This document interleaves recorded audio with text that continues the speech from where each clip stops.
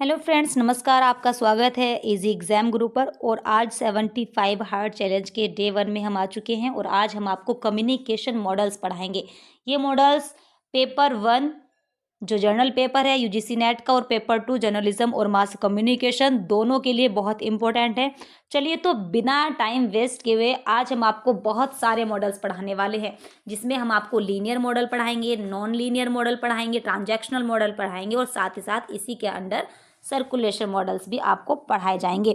तो चलिए शुरुआत करते हैं। और आपने यदि अभी तक भी इजी एग्जाम गुरु को सब्सक्राइब नहीं किया है तो प्लीज़ ज़रूर से सब्सक्राइब कर लीजिए, क्योंकि 75 डेज़ में हम आपको बहुत सारी चीज़ें पढ़ाने वाले हैं।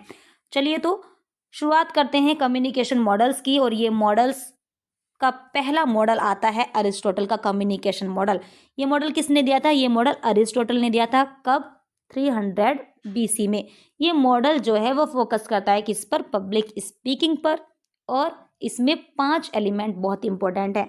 एक है आपका स्पीकर, स्पीच, ओकेजन, ऑडियंस और इफेक्ट। ये आपको याद रखना है। कैसे? 2 S O A और E। इस मॉडल में अरिस्टोटल ने एथोस, पैथोस और लोगोस की बात की है। एथोस क्या है? एथोस यानी कि ट्रस्ट या अथॉरिटी, जो आपको न्यूज़ दे रहा है कि वो अथॉरिटी क्या है।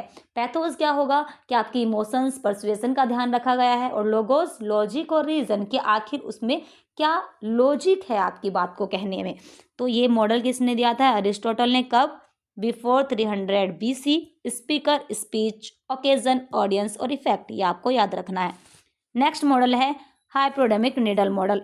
इस मॉडल को मास मैनिपुलेटिंग मॉडल भी बोला जाता है।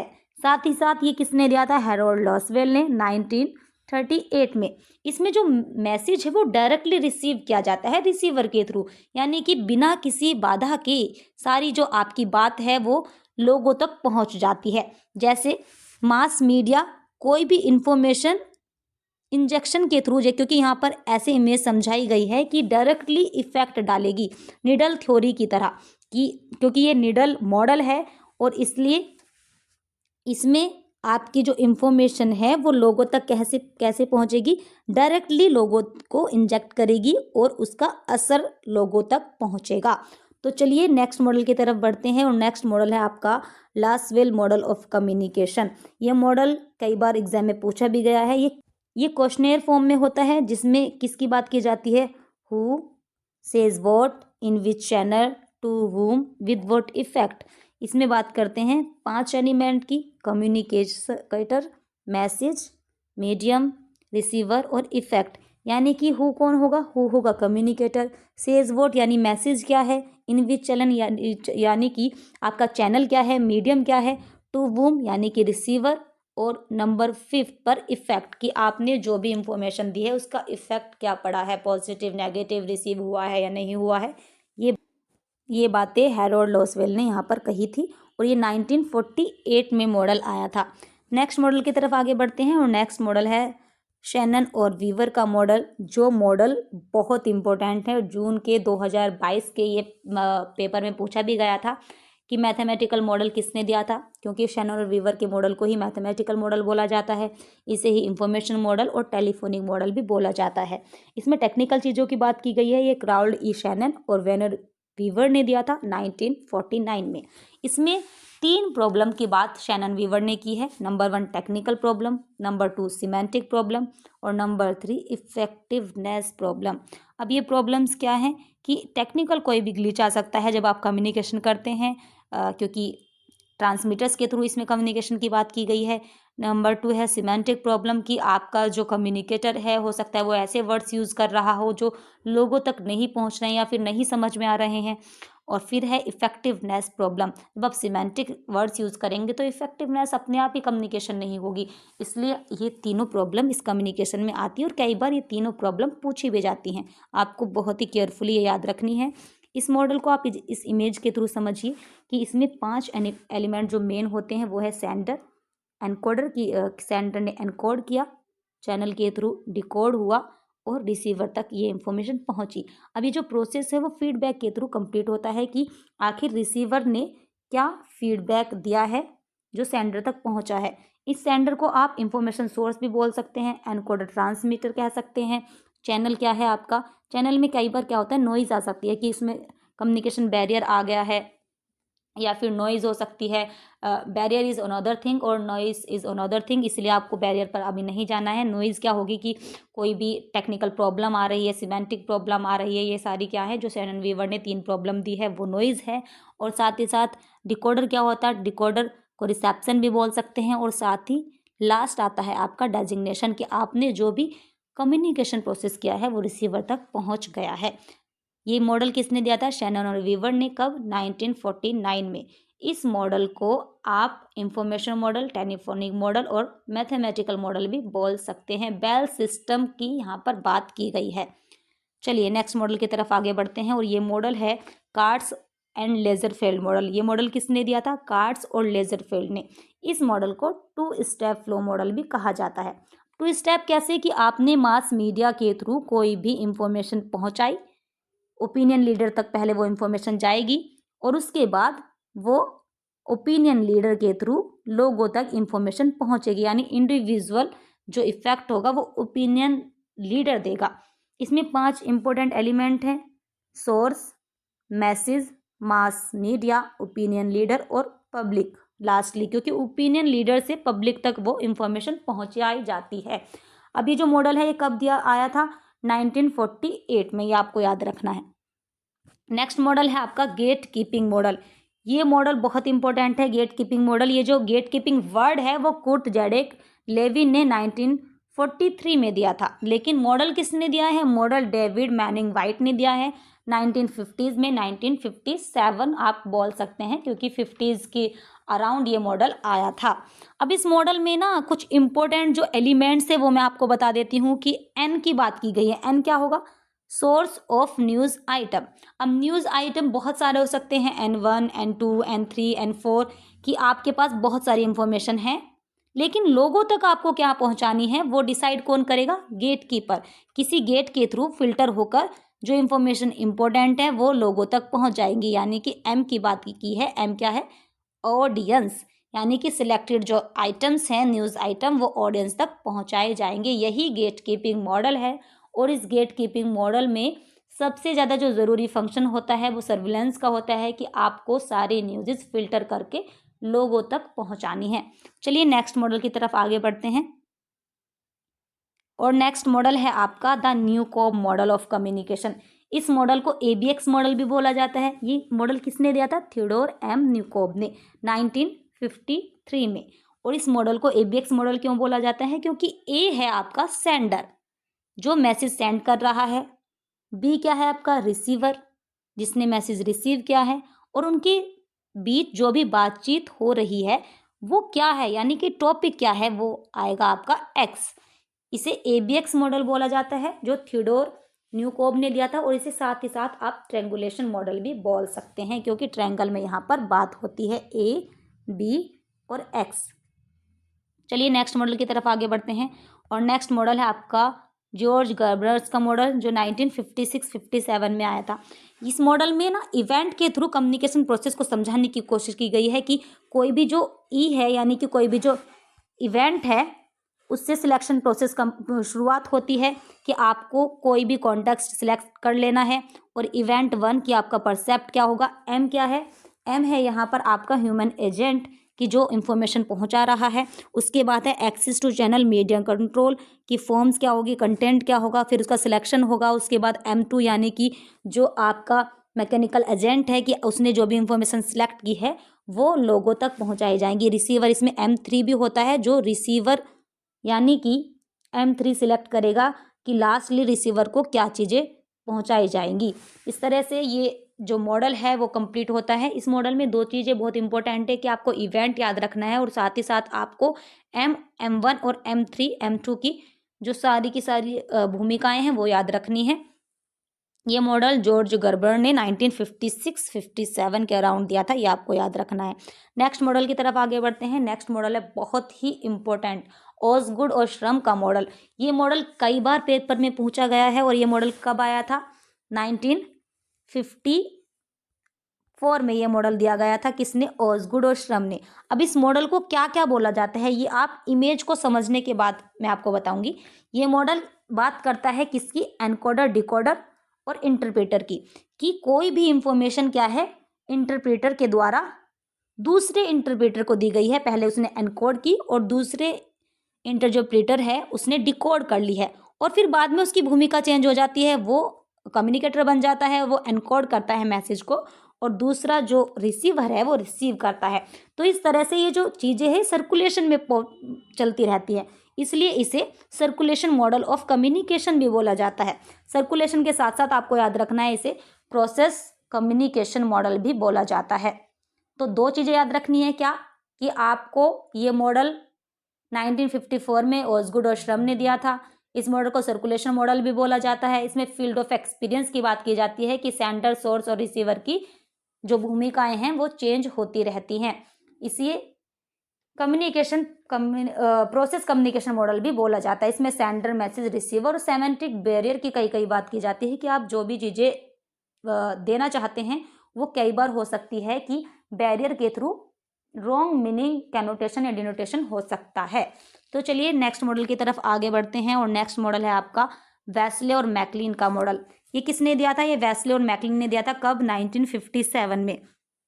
इस मॉडल में कई सारी चीज़ें हैं ए, लेकिन आपको जो इम्पोर्टेंट है वो याद रखनी है। इसमें ए याद रखना है, सी और बी। अब समझिए कि ए क्या है। ए है रिपोर्टर की, यहाँ पर कोई भी रिपोर्टर है वो बहुत सारी न्यूज़ आइटम लेकर आया है। एक्स क्या है? X1, X2, X3, ये सारे न्यूज़ हैं, ये रिपोर्टर्स के पास हैं। अब वो क्या है? वो एडिटर को देगा। सी क्या है? सी है आपका एडिटर, याद रखना है। सी क्या है? एडिटर। अब एडिटर को जो भी सही लगेगी इंफॉर्मेशन, जो भी उसने फिल्टर की है, वो फिर उसके बाद ऑडियंस तक पहुंचाएगा। बी यानी कि ऑडियंस। गेट कीपिंग, इसमें जो गेट कीपिंग जो की जाती है वो एडिटर के थ्रू की जाती है। फीडबैक भी इसमें बहुत इंपॉर्टेंट है, क्योंकि FBC देखो यहाँ पर आपने इमेज में देखिए FBC की बात की है। FBC यानी कि ऑडियंस का जो रिएक्शन है वो एडिटर के पास मिला और एडिटर ने उसी तरह से आगे चीज़ों को इम्प्रूव किया। तो इस तरह से ये मॉडल कंप्लीट होता है। इस मॉडल में कई सारी चीज़ें गेट कीपिंग की जाती है, जैसे इंडिविजुअल लेवल होगा, रूटीन लेवल होगा, कम्युनिकेशन ऑर्गेनाइजेशन होगी, या फिर सोशल या सोसाइटीज़ भी हो सकती हैं। तो इस तरह से ये मॉडल कंप्लीट होता है, और इसे ACB याद रखना है, रिपोर्टर, एडिटर और ऑडियंस, और साथ ही साथ फीडबैक। 1957 में वेस्ले और मैकलिन ने ये मॉडल दिया था। इसके जो एडवांटेज है वो आपको याद रखना है कि इसमें फीडबैक का कॉन्सेप्ट लिया गया है, और सोशल फैक्टर्स भी इसमें इंक्लूड किए गए हैं कि कितने सारे सोशल फैक्टर्स के थ्रू गेट कीपिंग की जा सकती है। चलिए नेक्स्ट मॉडल की तरफ आगे बढ़ते। नेक्स्ट मॉडल है आपका मेल्विन डी फ्लोरा मॉडल। ये मॉडल कब दिया था? ये 1958 में दिया था। इसमें जो एलिमेंट्स है वो आप समझ लीजिए क्या क्या हैं। इसमें है सोर्स कोई भी न्यूज़ ट्रांसमिट कर रहा है चैनल के थ्रू, और कहाँ तक पहुँच रही है? रिसीवर तक, और वो डेजिग्नेशन जो है वो कंप्लीट हो जाती है। ये मास मीडियम डिवाइस हो सकती है चैनल, लेकिन बीच में कई बार हो सकता है नॉइज़ आ जाए, और ये दोबारा से भूमिका चेंज हो जाती है कि जो रिसीवर है वो सोर्स बन जाएगा, फिर वो ट्रांसमिट करेगा किसी भी इंफॉर्मेशन को, और वो चैनल के थ्रू रिसीवर तक पहुंचेगी और वो डेजिग्नेशन कंप्लीट हो जाएगा। यानी कि ये इस तरह से चीज़ें चलती रहती हैं। यहाँ पर आप देख सकते हैं source, transmitter, channel, receiver, designation. आपको ये 5 इंपॉर्टेंट जो पॉइंट्स है इसके वो याद रखने हैं। ये मॉडल क्या है? 2 वे कम्युनिकेशन प्रोसेस मॉडल है। डी फ्लोरा ने ये रिकमेंड किया था। इस मॉडल में 2 वे कम्युनिकेशन की बात की गई, क्योंकि फीडबैक इसमें इंक्लूडेड है। 1958 आपको ये डेट याद रखनी है। चलिए नेक्स्ट मॉडल की तरफ आगे बढ़ते हैं, और नेक्स्ट मॉडल है आपका रिले मॉडल। अब जो रिले मॉडल है ये किसने दिया है? ये रिले ने दिया है। कब? 1959 में। 1959 में इस मॉडल को दिया गया है। रिले मॉडल इसे बोला जाता है। इस मॉडल में 2 चीज़ों की बात की गई है इंपॉर्टेंटली, कि सी होगा कम्युनिकेटर, और आर होगा आपका रिसीवर।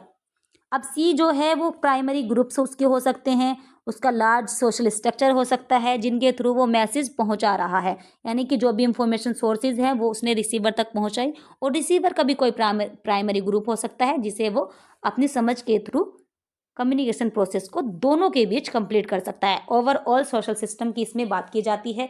इस मॉडल को सोशियोलॉजिकल व्यू मॉडल भी बोला जाता है, क्योंकि इसमें सोशियोलॉजिकल व्यू की बात की गई है कि जो दोनों की समझ है उसके अनुसार यहाँ पर कम्युनिकेशन होता है।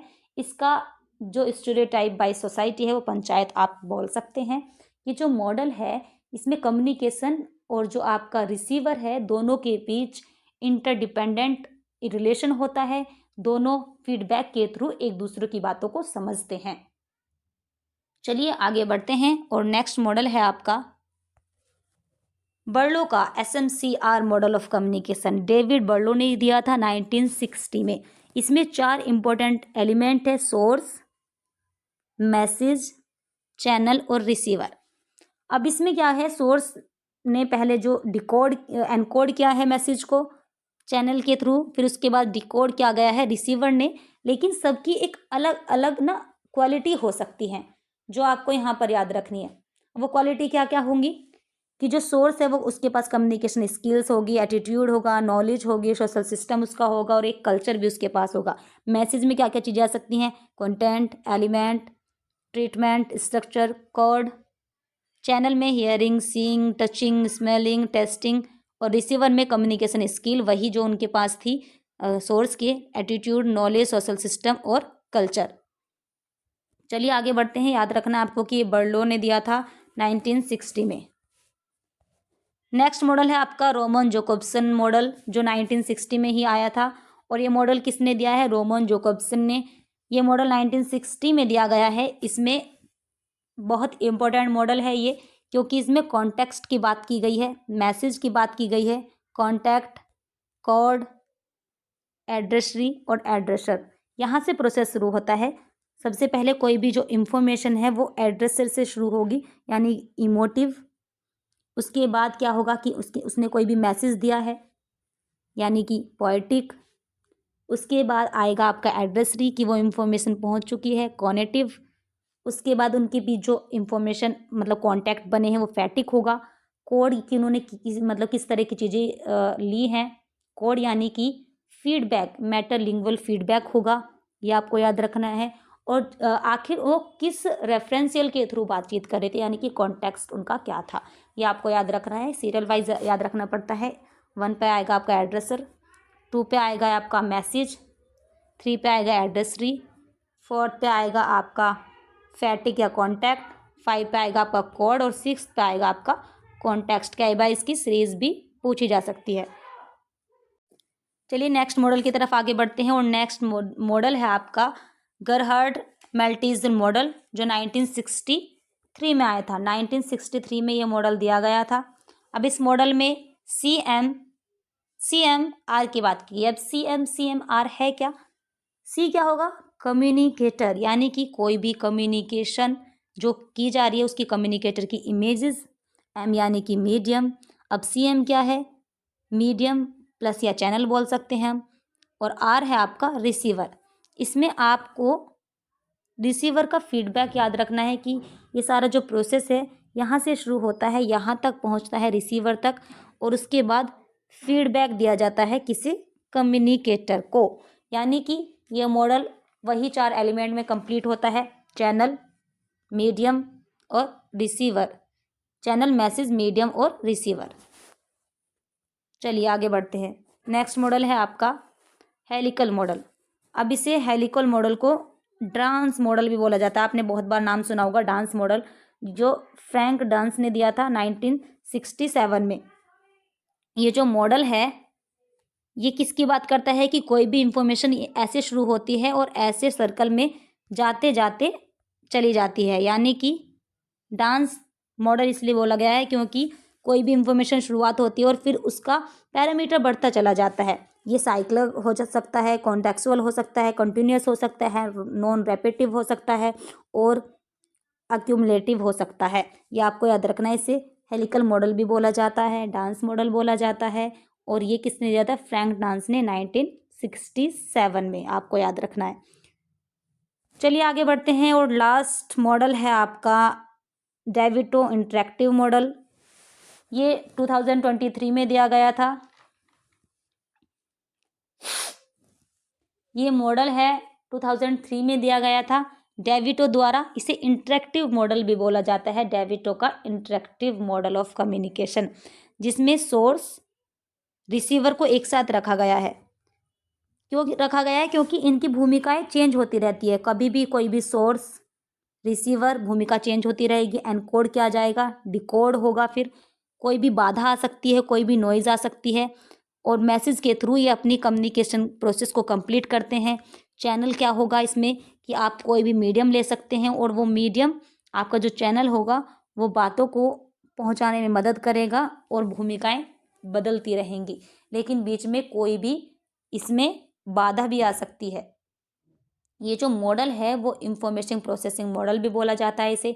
1960s में हालांकि ये शुरुआत हो गई थी कि रिहोर्टिकल तरीके से, लीनियर तरीके से आप अपने कम्युनिकेशन को शुरू कर सकते हैं। इसमें जो 8 एलिमेंट है वो आप समझ लीजिए, वो बहुत इंपॉर्टेंट है। सेंडर, रिसीवर, चैनल होगा, मैसेज होगा कोई, यानी कोडर क्या है, एनकोडर, डिकोडर, उसके बाद कॉन्टेक्स्ट, फीडबैक और नॉइज़। ये 8 एलिमेंट हैं जो डेविटो ने बताए हैं। तो इस तरह से डे 1 में हमने आपको बहुत सारी चीज़ें समझा दी हैं। ये सारे मॉडल्स आपको रिवाइज कर लेने हैं। सारे मॉडल्स की जो डेट है वो आप हमेशा याद रखिए, कि क्योंकि डेट वाइज ज़्यादातर क्वेश्चन अब आने लगे हैं यूजीसी नेट में। अब ये सारी चीज़ें आपसे पूछी जाती है। इन मॉडल्स को 1-2 बार और आप पढ़िए, वीडियो को दोबारा देखिए, ताकि आपको सारी चीज़ें समझ में आ जाए। चलिए तो मिलते हैं अब दूसरी वीडियो में, तब तक के लिए बाय बाय, टेक केयर।